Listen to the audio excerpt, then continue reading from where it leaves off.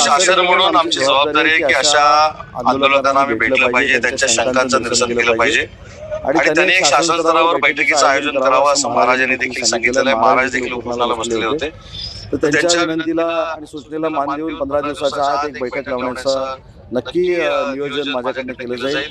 या संदर्भामध्ये मी शासनाच्या मुख्यमंत्र्यांशी उपमुख्यमंत्र्यांशी देखील बोलेल आणि याच्यातनं सकारात्मक निर्णय होण्यासाठी प्रामाणिकपणाने प्रयत्न करेल। काल हसन मुश्रीफने सांगितले आहे की मुख्यमंत्री अजित पवार यासाठी कार्यकर्त्यांनी प्रयत्न करावे। मला असं वाटतं की आजचा कार्यक्रम हा कार्यशाळेवर आहे।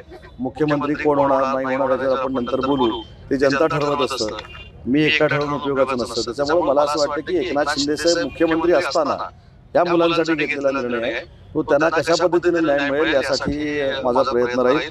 आणि अजून एक मला या ठिकाणी तुम्हाला सांगितलं पाहिजे की जो एक महत्वाचा विषय हा कोल्हापूर सांगली जिल्ह्यामध्ये माधुरी हत्तीनेचा जो सुरू झालेला आहे त्याच्यामध्ये शिवसेनेची आमची भूमिका स्पष्ट आहे की सुप्रीम कोर्टाने जो निर्णय दिलाय त्याच्याबद्दल न्यायालयीन बाब पुन्हा सुप्रीम कोर्टामध्ये जाऊन ती माधुरी हत्तीने पुन्हा एकदा होती त्या ठिकाणी आणावी या संदर्भातलीच आमची भूमिका असल्यामुळं मला असं वाटतं की यासाठी जो काय आम्हाला प्रयत्न करावा लागेल तो प्रयत्न आम्ही करू। मी स्वतः रिलायन्सचे आनंदजी अंबानी जे आहेत त्यांच्याशी देखील संपर्क साधणार आहे, त्यांच्या काही लोकांशी मी संपर्क साधलेला आहे आणि मला असं वाटतं की ते देखील याच्यामध्ये सकारात्मक आहेत। त्यांना फक्त सुप्रीम कोर्टाने जो निर्णय दिलाय त्याच्याबद्दलची थोडी जी अडचण आहे ती दूर करण्यासाठी आजच माननीय मुख्यमंत्री देवेंद्रजी फडणवीस साहेबांनी देखील बैठक घेतलेली आहे आणि आम्ही कोल्हापूर सांगली वासियांबरोबर आहोत। या हत्तीला पुन्हा एकदा आणण्यासाठी शासन देखील जोरदार प्रयत्न करणार।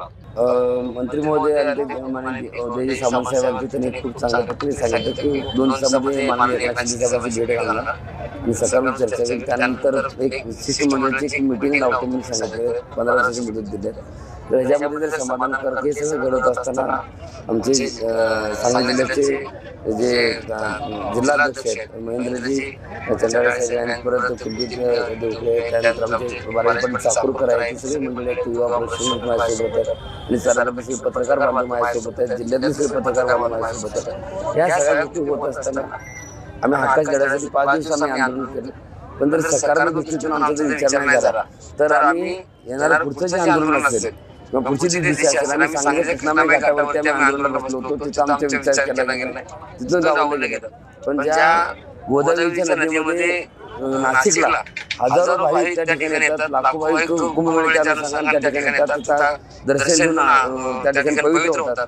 मग माझे 1,34,000 विद्यार्थी त्या ठिकाणी घेऊन जाऊन मी गोदावरीच्या नदीमध्ये जाऊन तिथं आंघोळ करून त्या ठिकाणी उपोषण करण्याचा निर्णय घेतला। मी आताच डिक्लेरेशन करतो, जर आमच्या समाधानकारक या गोष्टी सगळ्या जर नाही झाल्या तर दुसरं जे उपोषण असेल माझं ते नाशिकमध्ये गोदावरीच्या काठावरती असेल। जोपर्यंत आम्हाला हक्काची भाकर मिळत नाही तोपर्यंत हा लढा असणार आहे। त्यामध्ये आज बघितलं तर अनेक कुंभमेळ्यामध्ये अनेक संत महंत येतात, पण तिथे जर सगळे बाहेरचे देशातले लोक पवित्र होत असतील तर माझे प्रशिक्षणार्थी का पवित्र होणार नाहीत? म्हणून मला खात्री आहे एकनाथ शिंदे साहेब, माननीय उद्धव साहेब शिंदे साहेब खूप चांगल्या पद्धतीने